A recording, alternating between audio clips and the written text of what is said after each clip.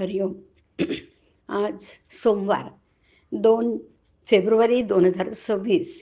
सद्गुरू ब्रह्मचैतन्य गोंधळेकर महाराज आज आपल्याला सांगणार आहेत की नामाने सद्बुद्धी उत्पन्न होते. ऐकूया त्यांचे विचार. कौरवांनी पांडवांना निदान 5 गावे तरी द्यावीत, म्हणजे युद्धाचा प्रसंग टळेल. म्हणून भगवान श्रीकृष्ण स्वतः दुर्योधनाकडे शिष्टाई करण्याकरता गेले. त्यावेळी दुर्योधनाने सांगितलं की देवा, तू म्हणतोस ते सर्व बरोबर आहे. न्यायाच्या दृष्टीने तू म्हणतोस तसे काहीतरी करणं जरूर आहे, पण तसं करण्याची मला बुद्धीच होत नाही. त्याला मी काय करू? तू सर्व सत्ताधीश आहेस, तर मग माझी बुद्धीच पालट, म्हणजे सर्वच प्रश्न एकदम मिटेल. परंतु तसे काही न होता पुढे युद्ध झालं हे प्रसिद्धच आहे. तीच स्थिती रावणाच्या बाबतीत पण दिसते. म्हणून सगुण रूपी अवताराने वासना किंवा बुद्धी पालटण्याचे कार्य होऊ शकत नाही असं दिसतं. सद्बुद्धी उत्पन्न करण्याचे सामर्थ्य फक्त भगवंताच्या नामातच आहे. आणि म्हणूनच त्रिकाला बाधित असणाऱ्या नामावताराची आता जरुरी आहे. नाम म्हणजे भगवंतच आहे. ते नाम अनन्य होऊन आपण घेऊया.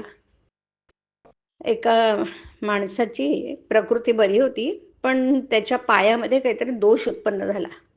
डॉक्टर म्हणाला की जीव वाचवायचा असेल, बाकीचं सर्व शरीर टिकवायचं असेल तर पाय कापायला हवा.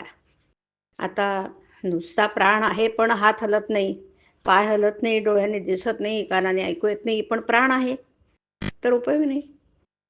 या उलट बाकी सगळं आहे पण प्राण नाही, तरीही उपयोग नाही. प्राण आहे पण बाकीच्या गोष्टींपैकी एखादी नसली तर चालू शकतं. समजा कानाने ऐकू येत नाही, नाही तर नाही, कुठे बिघडलं. उपासना अनुसंधान हे प्राणासारखे समजावे. बाकी व्याप आहे तो शरीराच्या इंद्रियाप्रमाणे समजावा.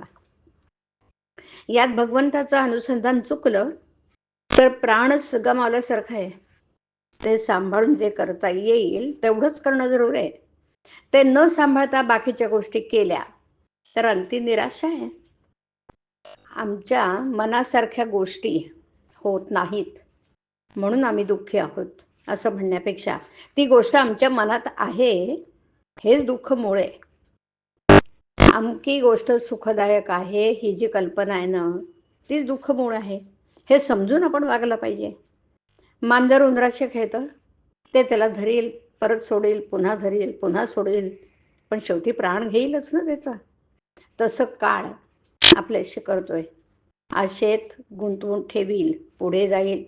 आपण पहिल्यापासूनच हे ओळखून राहावं की असे गुंतून राहण्यात काही फायदा नाही.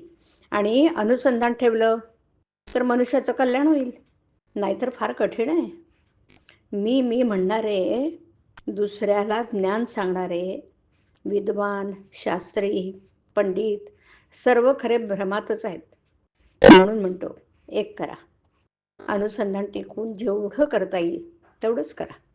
आपल्या इच्छेनुसार गोष्टी घडत नाहीत, ही भगवंताची कृपाच आहे. हरिओम. हरिओम तत्सत. हरिओम.